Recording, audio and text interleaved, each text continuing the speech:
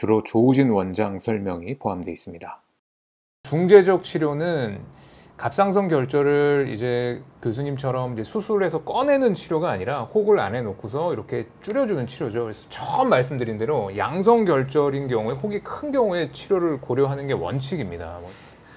두 가지 큰 방법이 있습니다. 이제 고주파 치료라는 것과 알코올 경화술이라는 치료가 있는데, 이거는 사실 이 치료를 안 하시는 그 의사 선생님들도 둘 중에 어떤 치료를 해야 될지를 헷갈리는 경우도 되게 많으세요.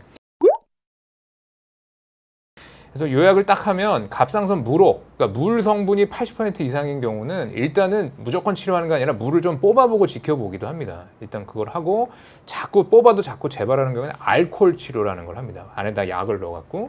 그리고 갑상선 결절 중에 물이 좀 적은 그런 고형 성분이 주로 있는 혹 같은 경우는 이제 고주파 치료라는 걸 합니다. 이제 이걸 안에 열로 태워가지고 줄여주는 치료고, 물론 이제 물혹인 경우에도 고주파 치료를 상태에 따라 할 수도 있고, 그리고 환자분에 따라서는 이 알코올 치료랑 고주파 치료를 같이 해야 되는 경우도 있죠. 이게 큰 물혹, 이 경우는 이제 반복적으로 일단 물을 뽑아봤는데도 자꾸 차면 알코올 치료를 하는 거예요. 실제로 알코올 치료를 한 번 했고, 이제 시간이 지나면 바로 뿅 없어지는 게 아니라 이제 한 달, 4달 이렇게 시간이 지나면은 거의 이제 소실돼서 이제 증상이 없죠. 그래서 혹 때문에 불편한 증상을 호전시켜 주는 거죠.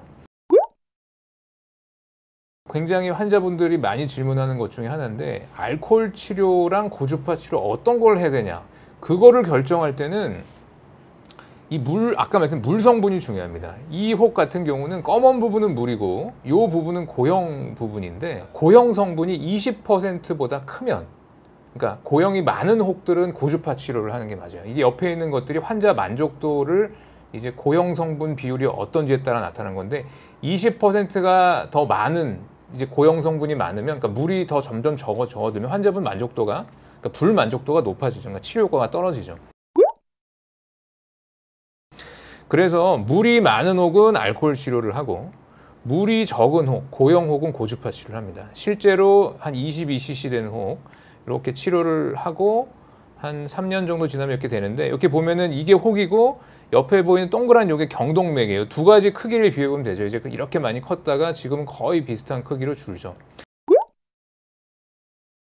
갑상선 결절 중재적 치료도 장단점이 있는데, 장점은 이제 국소마취로 치료가 가능하고, 이제 피부 절개가 전혀 필요 없죠.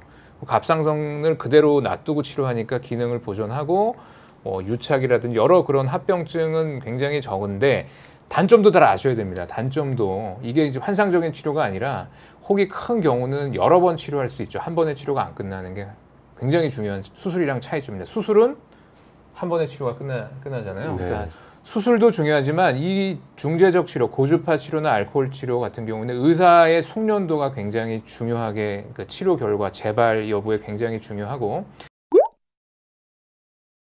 기본적으로 현재까지 이런 중재적 치료는 양성 결절, 그러니까 암이 아닌 혹들을 치료하기 때문에 치료하기 전에 이제 혹을 굉장히 꼼꼼하게 확인하는 과정이 필요하죠. 그러니까 여기에 대해서 혹시 교수님 경험하신 경우가 있으신가요? 혹시 혹이 컸는데 조직 검사가 괜찮은데 수술했더니 바뀌는 경우가 사실 꽤 많죠. 네, 그게 이제 혹이 클수록 네. 그런 게 많고요. 그래서 4, 5cm 이상 되면은 그 가능성을 좀 염두에 두고 양성이라고 하더라도 수술적 치료를 고려하거나, 수술을 안 하고 지켜본다고 하더라도 1년에 한 번 정도는 초음파로 꼭 추적 관찰을 좀 권하고 있는 편입니다. 네, 그렇습니다.